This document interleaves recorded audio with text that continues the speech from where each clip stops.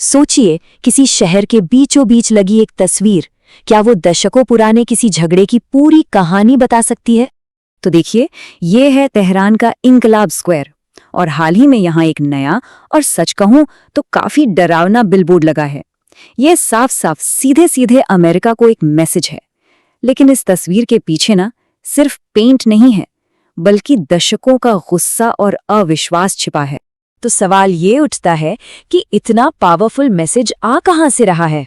और इसका जवाब छिपा है इसी शहर की दीवारों और इसके इतिहास में। दरअसल ये जो बिलबोर्ड है ना, ये कोई अचानक से लगी हुई चीज नहीं है। ये एक बहुत लंबी चली आ रही परंपरा का हिस्सा है। ये म्यूरल्स मतलब दीवारों पर बने ये बड़े बड़े चित्र तेहरान शहर में हर जगह दिख जाएंगे। और इन्हें खास तौर पर सरकार की सोच, उनकी आइडियोलॉजी को लोगों के मन में बिठाने के लिए ही बनाया जाता है। शुरुआती दौर में क्या होता था, इन म्यूरल्स में अक्सर अयातुल्ला खुमैनी जैसे क्रांतिकारी नेताओं को दिखाया जाता था, और उनके साथ होते थे डोम ऑफ द रॉक जैसे पावरफुल धार्मिक सिंबल, जो इस्लाम के सबसे पवित्र जगहों में से एक है। इससे क्या हुआ? इससे क्रांति को एक गहरा मजहबी मतलब मिल गया। फिर धीरे धीरे इन म्यूरल्स का फोकस बदल गया। अब ये ईरान इराक युद्ध के शहीदों को सम्मान देने के लिए बनाए जाने लगे।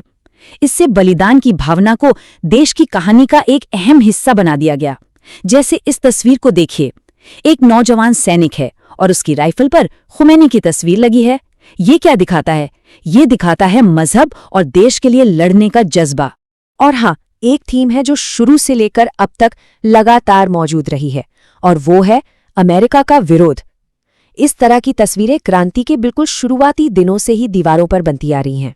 और एक बात साफ कर दें, ये आर्ट कोई अपने आप नहीं बन रहा। ये एक बहुत ही सोची समझी स्ट्रेटेजिक कैंपेन है। इन म्यूरल्स को बनाने वालों के लिए बाकायदा ऑफिशियल गाइडलाइंस होती हैं, जिसमें बताया जाता है कि हर ब्रश स्ट्रोक जानबूझकर ऐसा होना चाहिए जिससे मैसेज का असर सबसे ज्यादा हो। अच्छा, इन पावरफुल तस्वीरों को पूरी तरह समझने के लिए ना हमें थोड़ा सा इतिहास में पीछे जाना होगा। उन घटनाओं को देखना होगा जिनकी वजह से ये गहरी दुश्मनी पैदा हुई। अमेरिका और ईरान के बीच इस तनाव भरे रिश्ते को कुछ बहुत ही अहम घटनाओं ने बनाया है। देखिए, 1953 में CIA ने तख्ता पलट में मदद की। फिर 1979 में इस्लामी क्रांति हुई, और उसके बाद हुआ अमेरिकी दूतावास का बंधक संकट।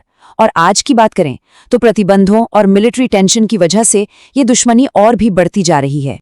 वो जो बंधक संकट था ना, उसका असर बहुत ही गहरा था। सोचिए, 52 अमेरिकन्स को पूरे 444 दिनों तक बंदी बना के रखा गया। ये घटना एक तरह से इस्लामिक रिपब्लिक की पहचान का एक मजबूत पिलर बन गई, पश्चिम के खिलाफ बगावत का एक पावरफुल सिंबल।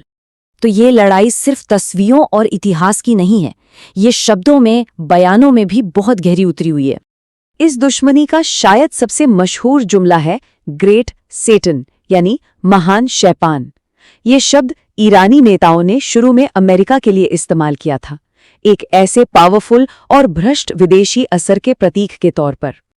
और फिर आता है नारा अमेरिका मुर्दाबाद, जो 1979 से ही इस्तेमाल हो रहा है।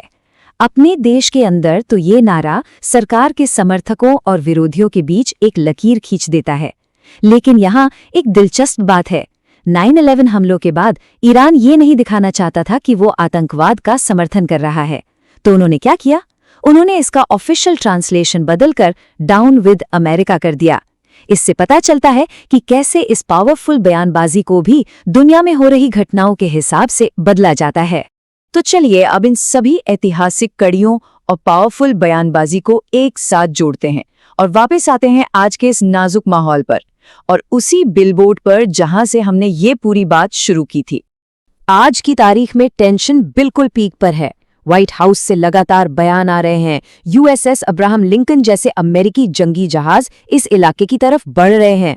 अमेरिका के कड़े आर्थिक प्रतिबंधों ने दुश्मनी की आग में घी डालने का काम किया है, और उधर से ईरानी कमांडर्स दी चेतावनी दे रहे हैं कि उनकी फौजें हाई अलर्ट पर हैं और उनकी उंगली ट्रिगर पर है।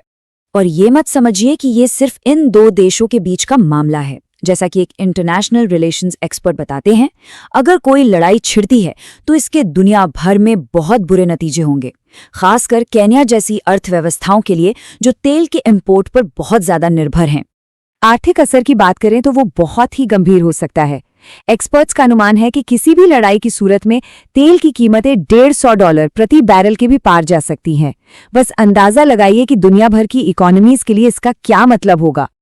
और ये सब कुछ हमें एक आखिरी सवाल पर लाकर खड़ा कर देता है। इस बढ़ते हुए तनाव की दुनिया में क्या इस बवंडर से बचा जा सकता है?